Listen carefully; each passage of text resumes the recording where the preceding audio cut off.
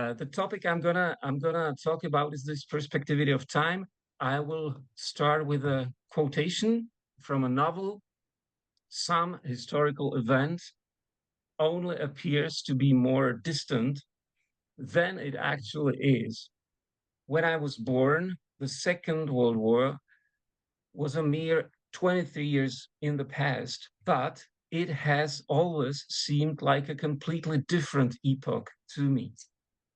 Now, the author of this quotation claims that the past or some past events may appear more distant than there are. And in this novel, Time Shelter, that I recommend, this Bulgarian writer, Georgi Gospodinov, suggests that the opposite is true. So, as much as the past, namely the Second World War here, seems distant, it is actually quite close.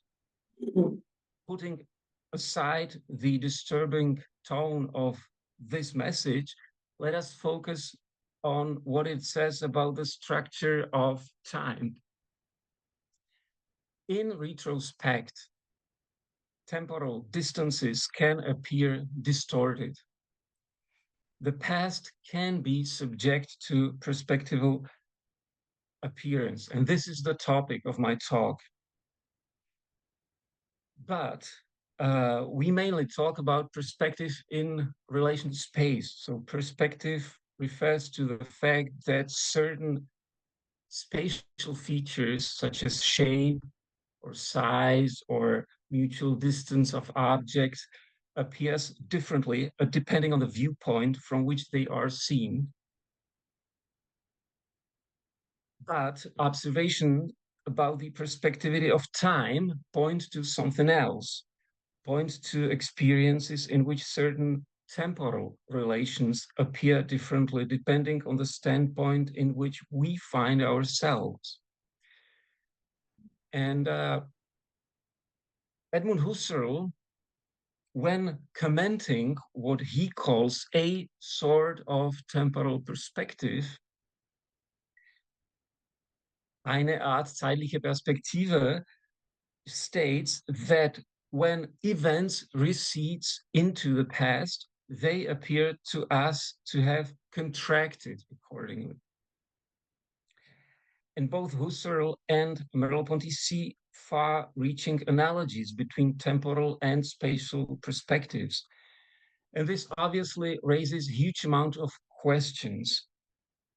For instance, how far can this analogy between space and time be stretched? We know Bergson hated this analogy. Which temporal relations are subject to this perspective related change? So do temporal distances belong here? Or does the difference between simultaneity and succession also fall within this relation that can be distorted via or through this temporal perspectivity, or even the present past distinction? And further, obviously, there's this question, what is the philosophical benefit of using the metaphor of perspective to describe temporal relations? Now, I will be here relying on Henri Bergson and two phenomenologists, Husserl and Merleau-Ponty. And at first glance, Bergson is obviously opposed to this, saying time does not require to be seen, but to be lived in the essay. And whereas in Merleau-Ponty, we find a very non-Bergs or anti-Bergsonian statements, such as, I've put one of them on the slide now, time presupposes a view of time. So it doesn't really fit well with Henri Bergson. So let's see what we can do with this and how we can develop the idea or develop the very question whether there is something like a temporal perspectivism. Yeah, so actually this is a new topic for me, for myself, so I would be very helpful if you tell me that the the problem maybe doesn't exist, or that it's the wrong question I'm asking. So whatever, anything helps. So let's go on. Obviously, phenomenology and Bergson are or represent different types of philosophy, and this difference should be stated at the beginning. So, but there are many proximities. For instance, both approach the reality via experience, and they further agree that experience is by definition someone's experience. In other words, experience involves consciousness. And when talking about the relation between consciousness and reality, the metaphor of perspective, it's much more appropriate for capturing the way phenomenology conceives of this relation than Bergson does. The phenomenological account of consciousness implies that reality is understood as that which transcends individual experiences and as that which can only be approached and investigated on the basis of such experiences. So when we approach reality, such as objects in space, events in such as car accidents seen from different perspectives, different witnesses, or temporal objects such as melody, or even ourselves, we always relate to some reality that is present only in a perspectival appearance. And even the concept of phenomenon of appearance Husserl takes is actually taken from history of painting and the art, the adumbration, the Abschattung. It's very a perspectival concept of phenomenality, of phenomenon of appearance, appearing. When applied to the Bergsonian example, a melody for phenomenologists, a melody is a temporal reality that develops and that we experience, but we should not confuse the temporal structure of the melody with our experience of hearing that melody. And this is exactly what Bergson does. So this is a typical critique of Bergson through phenomenologists. He just confuses the act and the object here. One way to put it is this quotation from Paul Ricoeur: Bergson never distinguished acts and the correlates which they intend. He confuses them constantly under the name of the states of consciousness. Now, so we have different takes on the relation between reality and consciousness and reality. On the other hand, Bergson believes in some immediate a-perspectival grasp of certain realities, at least, such as the reality of ourselves, the reality of another person. He has beautiful reflections about the direct coincidence with the inner life of other person, and there he explicitly refuses the perspectival vocabulary of points of view. So this is a long quotation I won't read, but it's from the introduction to La Pensée du Mouvement. He says, from the multiple points of view, we never constitute the inner life of the other person, but we are able to transpose ourselves directly into the other person and coincide with that development.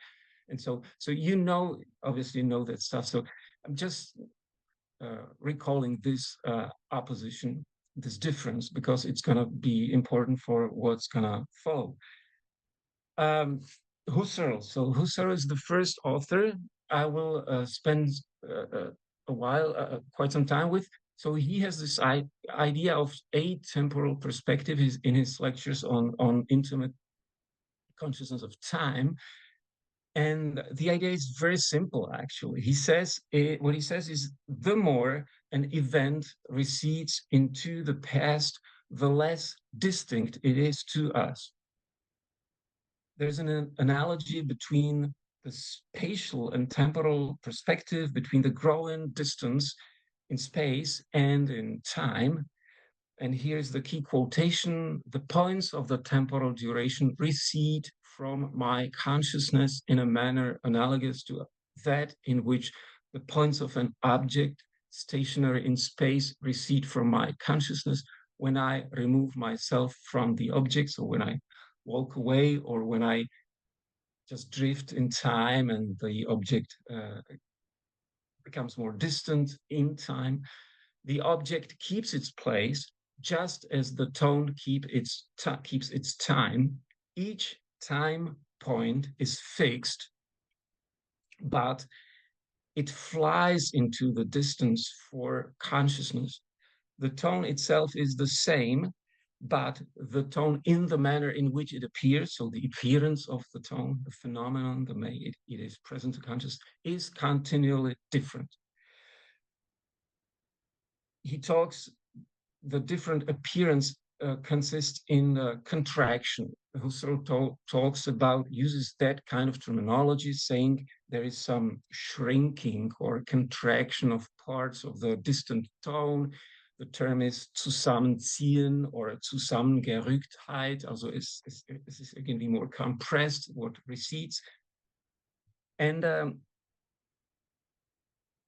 it's not the change of the tone itself, the change, it appears to me. So when I remember Diana Krall in Prague playing Tom Waits' Temptation, I have a memory of she rushing it. She played it too fast. And when I remember it now, it's obviously less clear to me than when I was sitting in there. But the fact that it is less clear doesn't make the past fact, the past performance neither slower, neither faster. That doesn't change anything about the temporal event itself. It changes the way it appears. And Husserl obviously uses many parts of the perspectivist vocabulary, like the standpoint, the here, which is the now, the horizon, which is the horizon of the past. Event is the close past, which today is very remote past. The future horizon of that temporal event is the immanent future, which was the end of the concert, which is again a very, very, very remote past. So the past future of a remote past and so on. So you have the idea of the play with the horizons they recede together. The horizons recede together with the event, and that's the idea. So, but you can imagine all sorts of objection you can raise against that kind of representation of temporal perspective. One of them saying that the vividness or clarity of the past event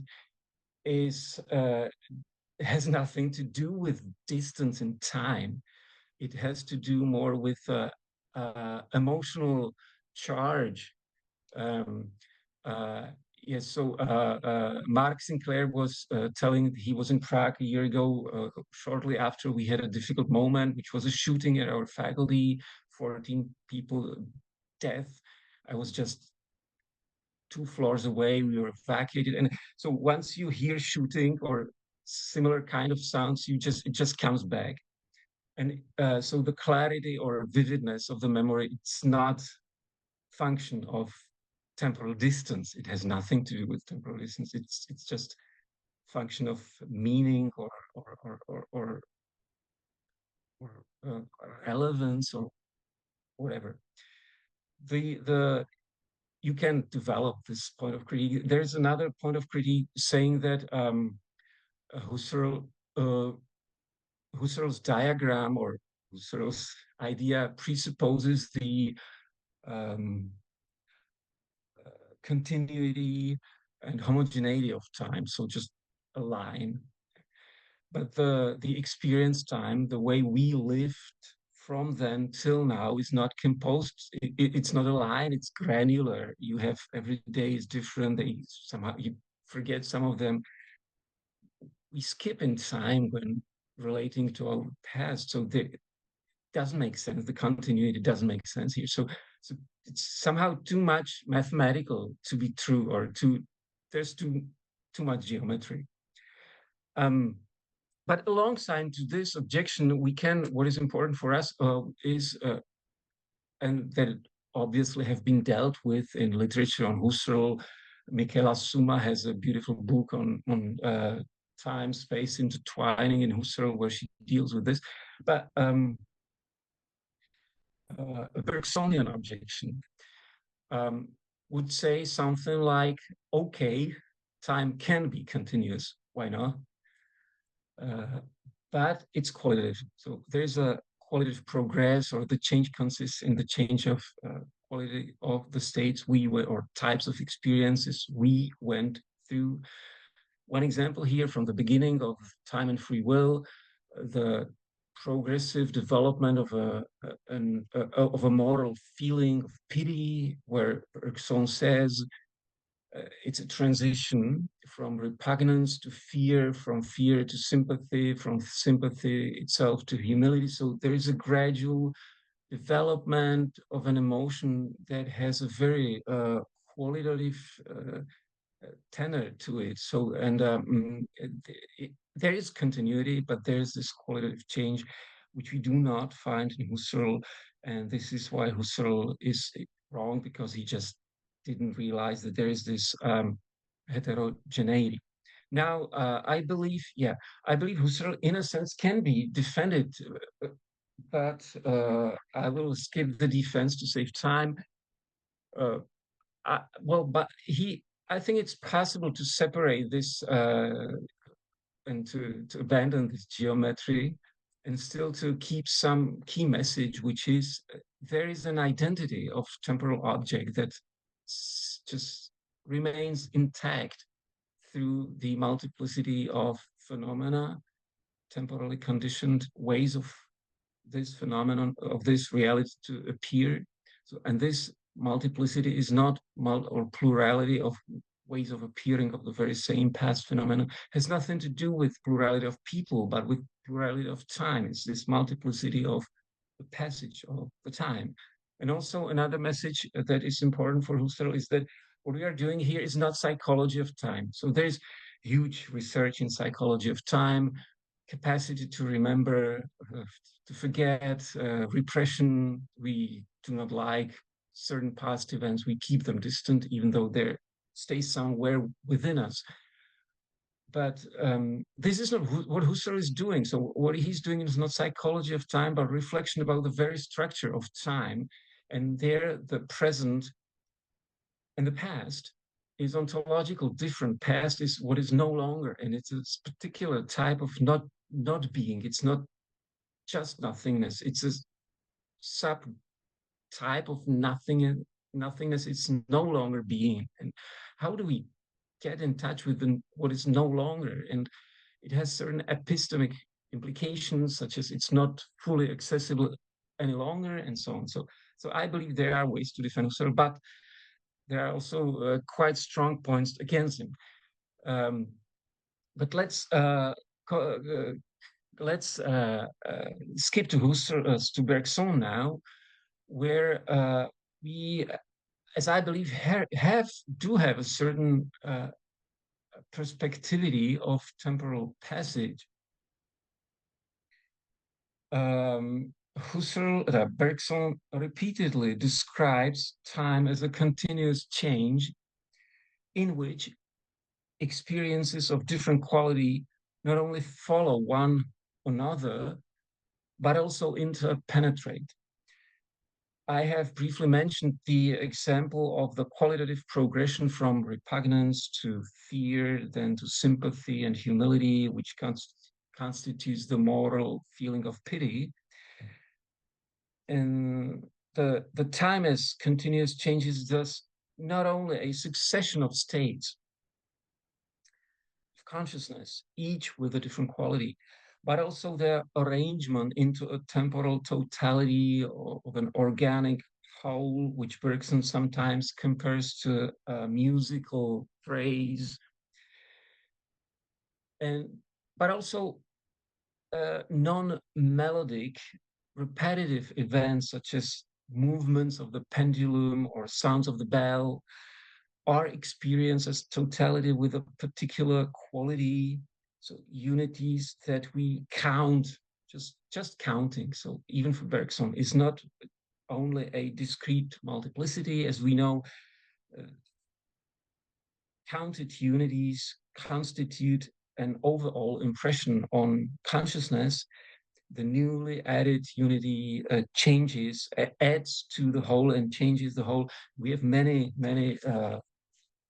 passages where he addresses this. I've put some of them here on the slide. If I read just the first one, the third unit, here we have the counting. For example, when added to the other two, alters the nature, the appearance, and as it were, the rhythm of the whole. Now, what is important is that the passage of time, the temporal change, has as if two aspects or two layers, or there are two sub-changes or types of changes implied. One of them, the first one, is the shift from one quality to another, from fear to sympathy. That is the change which goes in the direction of time. But secondly, there is this transformation of the whole in the result of adding a new element.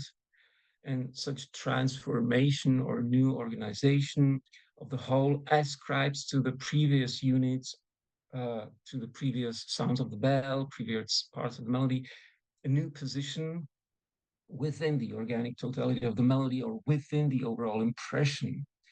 So, and this is interesting. It adds something to it's less formal than the Husserlian description of the way past experiences appear differently. This is more content oriented or material change in the way past is reorganized and appears differently thanks to what we experience now.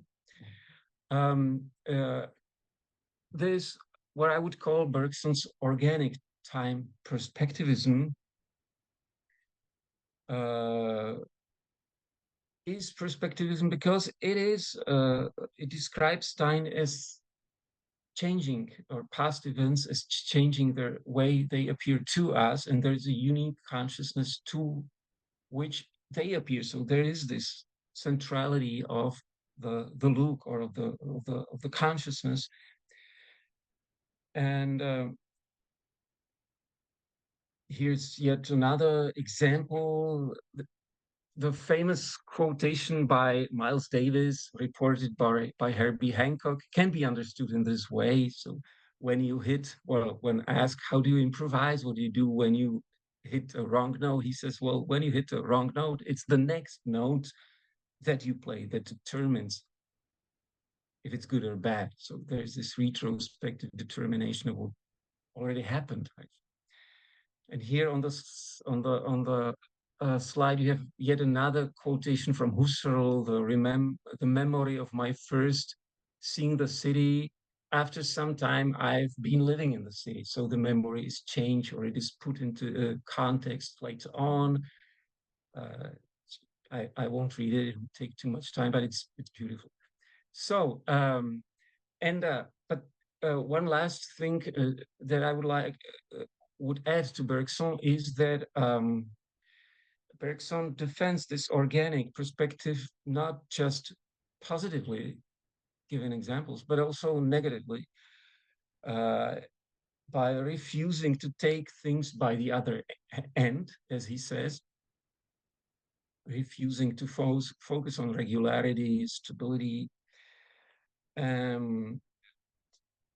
This is, as Bergson puts it, the intellectual attitude applied to what we anticipate, or what happens at the moment. We try to schematize what happens. We try to understand the unpredictable novelty of any present experience by what we've already experienced. So we project the past into the present, and we lose it in a sense by imposing familiar patterns and covering up the novelty.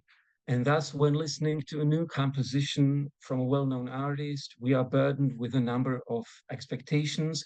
And here I would quote another example from Paul Simon.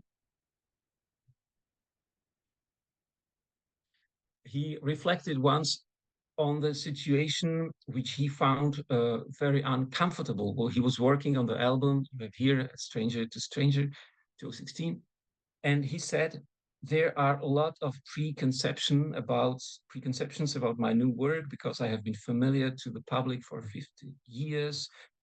He says, they go, is it going to be Graceland? Is it going to be me and Julia down by the schoolyard, Simon Garfunkel, the caveman? To get people to listen with open ears, you have to really make something that is interesting because people are prepared for it not to be interesting. This is Simonian Bergson moment. The songwriter is counteracting the tendency of listeners to perceive the new album as similar to some of the previous ones, and therefore as an album that is uninteresting from the artist's point of view.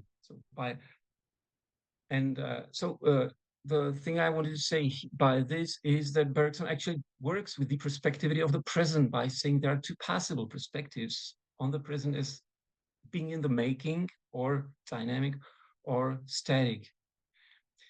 And and the final author I would like to briefly focus on is Merleau-Ponty. And here things get more complicated because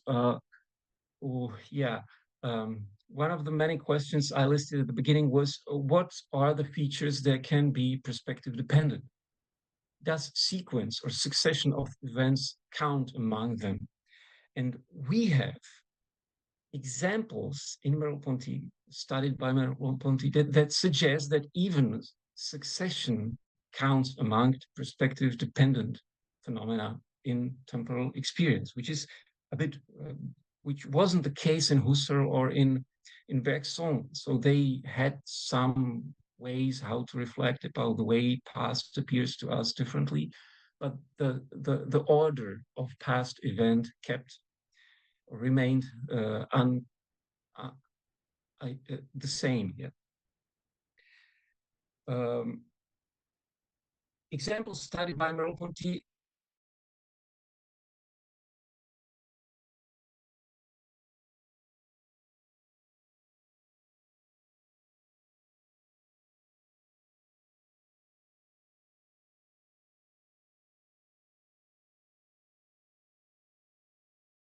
configuration with the observer. So the observer notices that something is moving, the water in the river, while something is still, such as the riverbank or the bank on the riverbank here. And the observer or the witness, which is an indispensable part of this configuration, is localized in space. So he says he's fixed to a certain place in the world. He is defined by his finite perspective, it's his term. And now the important thing for Merleau-Ponty is that the perspective can change. The change of perspective consists in the fact that the witness changes position in all this setting. So he or she can either stand on the riverbank and observe the flow, or sit in the boat and follow the water down the river. Now, and what happens in such a change is, says Merleau-Ponty, that, and I quote, the temporal relations are reversed. How does it work? So if I stand on the bank, the masses of water which have passed by sink into the past, and what is still to come is on the side of the source. If I change position, I step into the boat and move downstream, my future is in those new landscape that weight me down there. And the flow of time is no longer the stream itself, but it is rather the unfolding of the landscape. Now here time is still a succession sequence of events, but it depends on the point of view of the observer, what events are in what sequence. And this has several consequences. I will go through. One of them is that succession for Merleau-Ponty here is a temporal events. It's not objective, it's not real, it's not in the world, but observer dependent. The second one is that succession of temporal events is not subjective. Should this mean a sequence of the states of the consciousness? And the third is that temporal perspective cannot be separated from the spatial perspective. So for the first implication, it's this time being reversed or temporal relations being reversed. So if I'm in the boat, and say I'm on a boat from Prague to Hamburg. So and I'm in Dresden, for instance. So the Prague is in time before Hamburg. But from the point of view of a person standing on the riverbank, say in Dresden, the port of Hamburg has no temporal relevance at all. It has no temporal relation to Prague. So from the other perspective, what was prior in time is the water which has gone downstream. The temporal relations are reorganized depending on the position or point of view. What stands in the relation of temporal succession from one perspective is neither successive nor simultaneous from the other. These temporal relations are simply irrelevant, and they are reversed, reorganized depending on the place in space. And this is why what Merleau-Ponty meant by saying the time presupposes a view of time. Then in the second consequence is that for Merleau-Ponty, he doesn't share the idea of time as sequence of changes, states of consciousness. He's a correlationist in this sense. He actually embraces certain reading of Kant, refutation of or idealism, where Kant says the internal experience can be only determined in time, in terms of time, through the external experience. Here's the quotation from the Critique. Obviously, Bergson would say it against him, where we have this pendulum, and if without us, the movements of pendulum are not in time. The quotations says, withdraw the pendulum and its oscillation, there will be no longer anything but the heterogeneous duration of the ego. So the only thing that is in time is just your consciousness and its states that are heterogeneous. If Merleau-Ponty would say, this is not Merleau-Ponty, this is my attempt to imagine what he would say to this. So he would say, withdraw the pendulum, there will no longer be any consciousness. This is the implication of the intentionality of consciousness. If you don't have something to be conscious of, you are simply not conscious of anything. You are not conscious. There is no consciousness of whatever, time, space, anything. So it's deeply correlational approach. So the argument, Bergsonian argument, doesn't work if you embrace, obviously, different concept of consciousness. And the last thing is that the position in the temporal perspective cannot be separated from the perspective in space. And yeah, it's interesting that in Bergson we do have a similar example, not exactly the same, but a similar, where I run my hand. He takes this example from English psychologists. When I run my hand over a surface and I get a series of qualitatively different sensations from that follow each other in time. And I can run the hand in the opposite direction easily, and I get a qualitatively different series of sensations in the reversed order, different succession of time. It's not exactly the same example. I was very close. In Merleau-Ponty, you cannot reverse the flow of the river. But okay, but nevertheless, it suggests the possibility to determine the relations in time, their succession, by means of relations in space, their position in space being one next to another. So Bergson plays with this idea, and he refuses this. Why? And the reason he refuses is that that it is only in time that organic wholes exist, whereas in space there is only arrangement of parts side by side, and thus the two types of arrangement, the mechanics arrangement of so the juxtaposition, this type of arrangement pertains to space, while it doesn't work for the time. This is why we have to hold them apart. Interestingly enough, but there are also in Bergson totalities that are organic in space. He himself suggests that some qualities, distinctions in space have qualitative meanings, such as the distinction between the left and the right hand. So there's, even for Bergson, qualitative orientation in space, not only in time.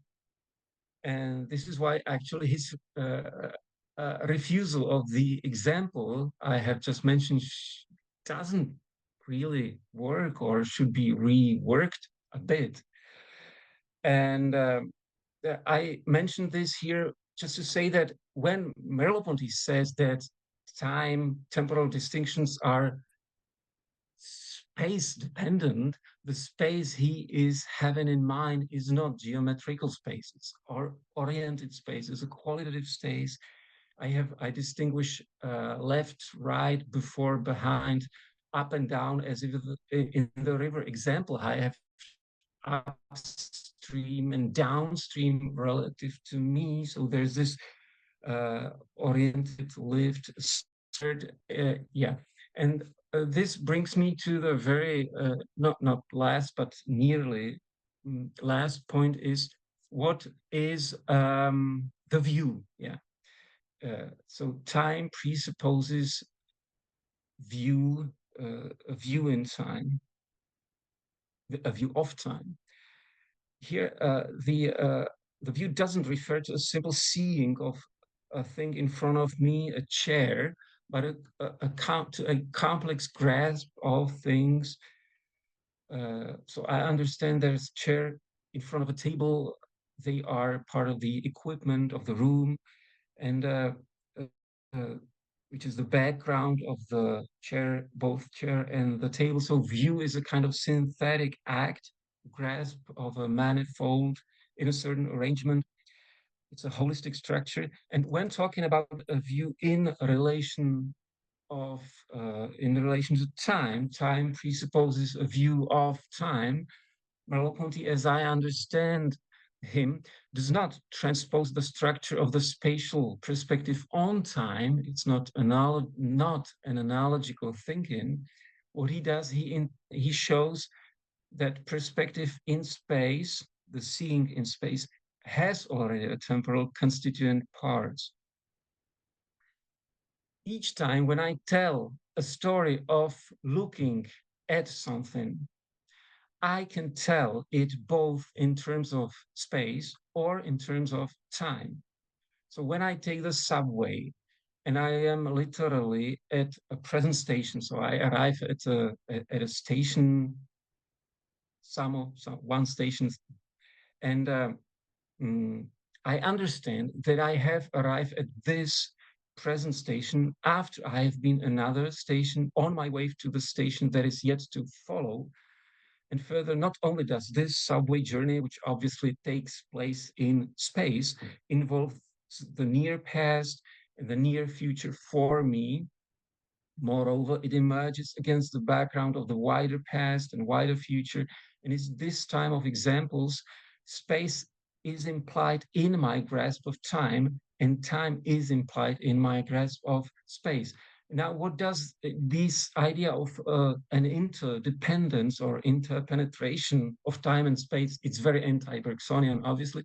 So what does this idea, well, obviously it is Bergsonian if we take matter and memory or some parts of duration and simultaneity, but with reference to the nature and the free will, it is not Bergsonian. So what do we gain, or what have we learned? So first, we learned that my present is perspective dependent. We always exist in present, but we have different ways to be in at present, which is something already Bergson knew, said this, well, he distinguished this static and dynamic perspective on present. In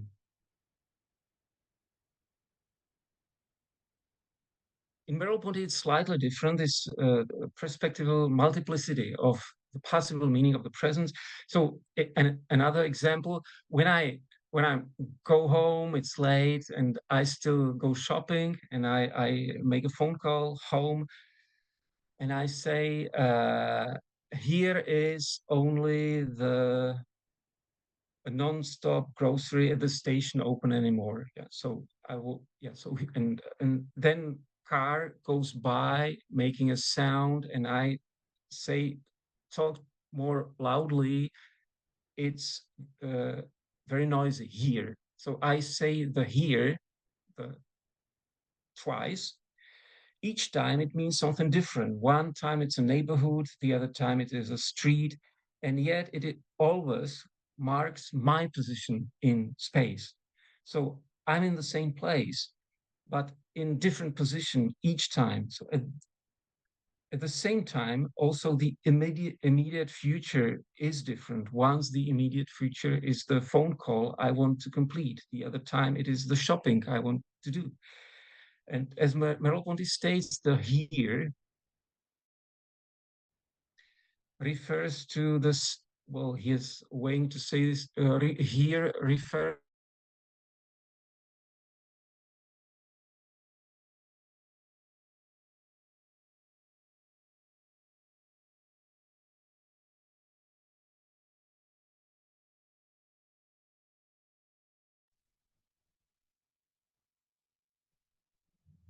to example shows not just that spatial and temporal determinations are interlocked, but also that the change of perspective, the phone call, the shopping, is the adoption of a certain position, and it implies a different perspective on present, past, future, all at once.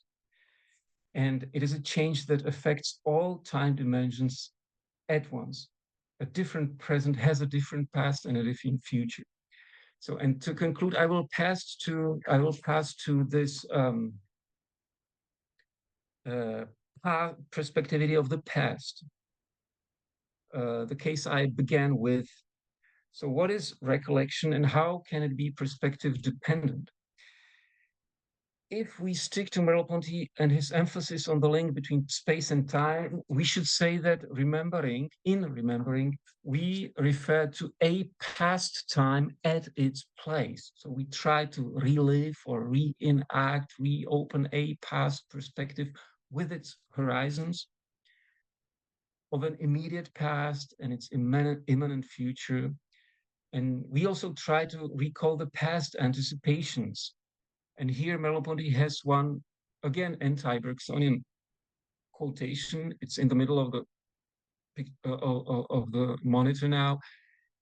If it can be said that every prospection is an anticipated retrospection, it's a paraphrase of Bergson, then it can be equally said that every retrospection is a reversed prospection.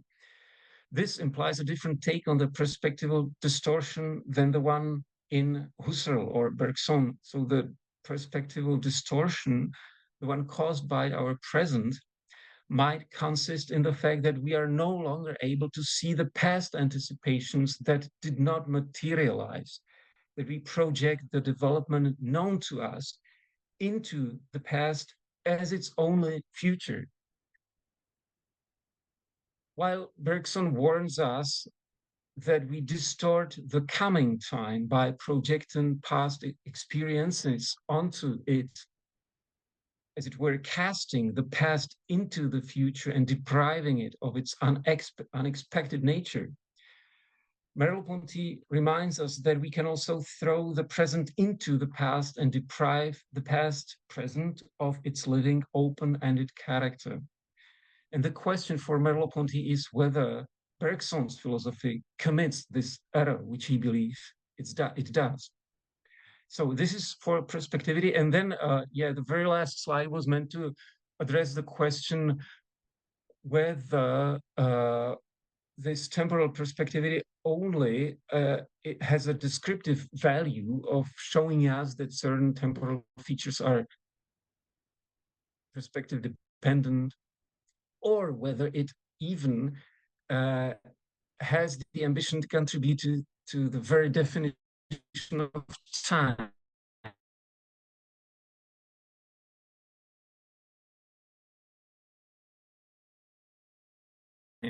Merleau-Ponty position in space, and that perspectivity is an essential component of the very definition. Times follow the Aristotelian way of defining time. So Merleau-Ponty would agree. He would say in physics, so he'd say, okay,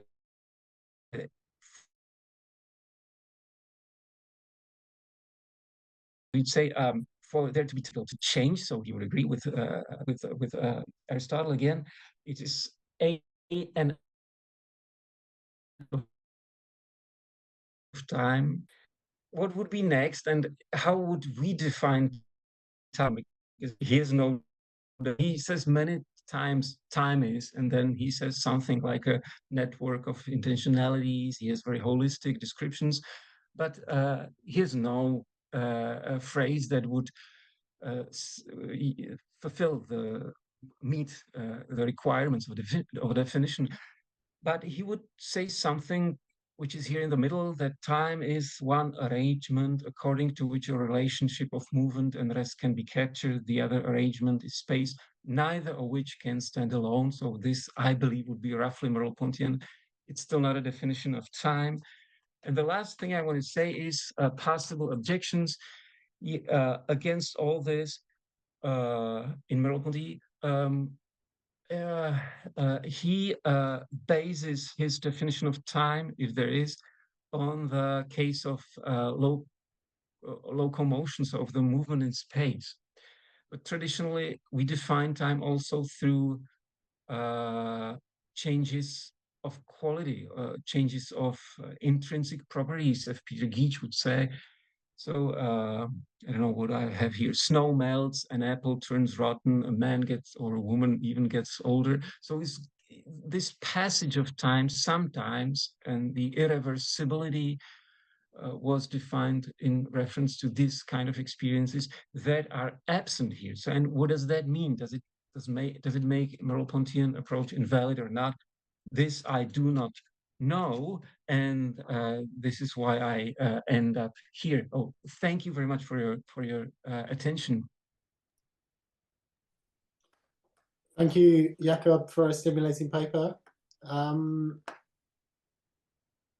We started a little bit later. We've got, say, 5 minutes, I think, for a couple of questions. If those questions could be short, that would be really useful. So I invite questions from the floor, the virtual floor.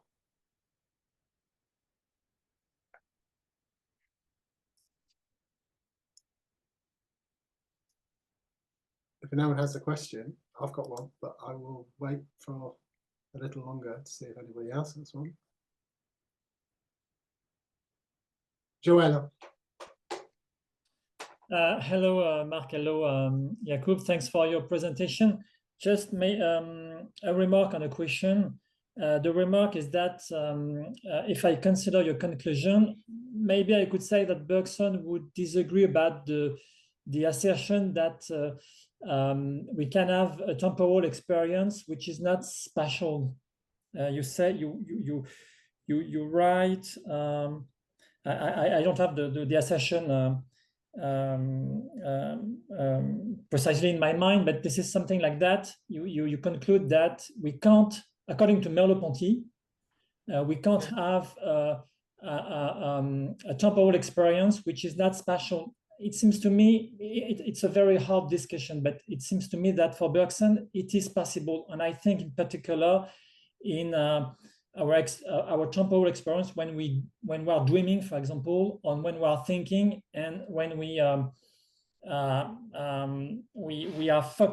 focus on our thoughts or dream independently of what happens outside. It's my remark, and my question. In fact, it's not clear in my mind, but it seems to me that for Bergson, we can say that even if time is not at all spatial, it presents a certain order of the events, which means that, which could imply that we, in fact, in a purely temporal experience, we could have the intuition of the fact that one event is between me and one event in the past, there are much or less other events. So maybe it would be a certain kind of distance. I mean, a certain number of events, but which would not be something special. It's not clear in my mind. In fact, I don't know what Bergson thinks about that, but maybe there is something which would be not a spatial distance, and which could explain the fact that we feel that an event is more or less far from our present.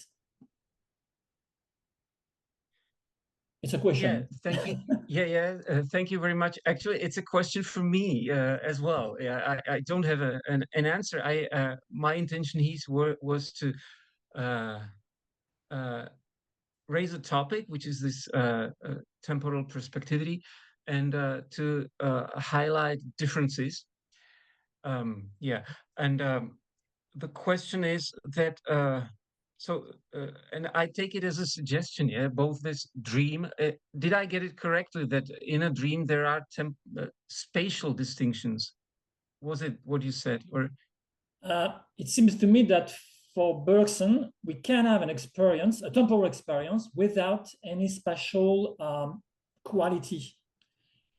And it seems to me that the experience of dream is an example of that. Okay, yeah, thanks. Yeah, thanks. I was not properly hearing. Thanks. Yeah, I won't abuse my time. I've talked a lot. I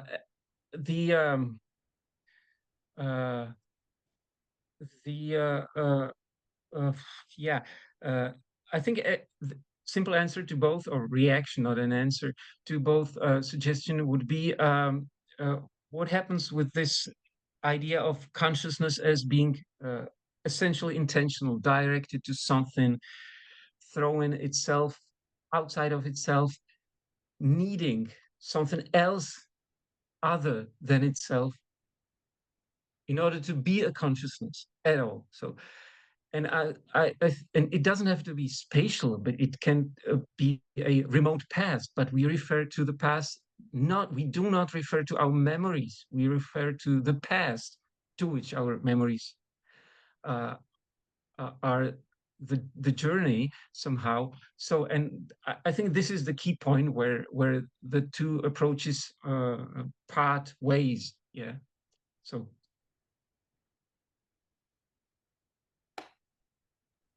Thanks. Brilliant.